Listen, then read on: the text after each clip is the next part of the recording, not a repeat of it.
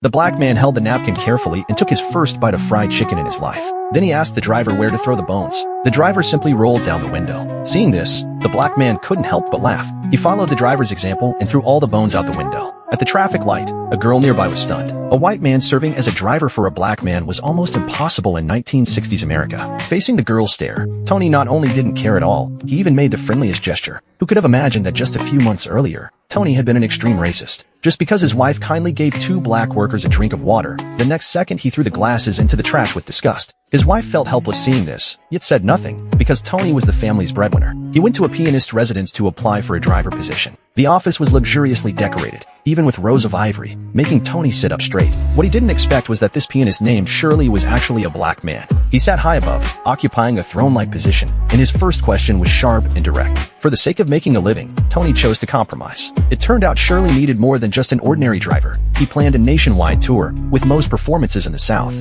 At that time in America, the further south you went, the more severe the discrimination against black people became. Tony had to help Shirley handle troubles along the way to ensure smooth performances. The entire job would last about 8 weeks, with weekly pay as high as $100, plus room and board. Tony finally reached his limit. He could accept all conditions except serving a black man. Among the candidates the record company had inquired about, Tony's name appeared more than once, with many people impressed by him. Because Tony was naturally good at solving problems, Shirley specifically called to inquire. Tony was willing to step back. As long as the pay increased to $125 and he wouldn't be a servant, he would take the job. Of course, there was more than one way to make quick money. Just helping friends with small matters that shouldn't be discovered by the cops could earn a large sum, maybe even enough to never return to work at the bar. Tony had his own principles. He would rather pawn his beloved watch than risk being separated from his family someday because of such activities. The next morning, Shirley called and agreed to all of Tony's demands. His wife specially prepared sandwiches for both Tony and Shirley, and they set off on their journey. On the road, Shirley instructed Tony on 2 points. First, ensure that the piano for each performance was a Steinway. Second, there must be a bottle of whiskey in his room every night. Tony noted everything down and casually stuffed the sandwich his wife had prepared for Shirley into his own mouth.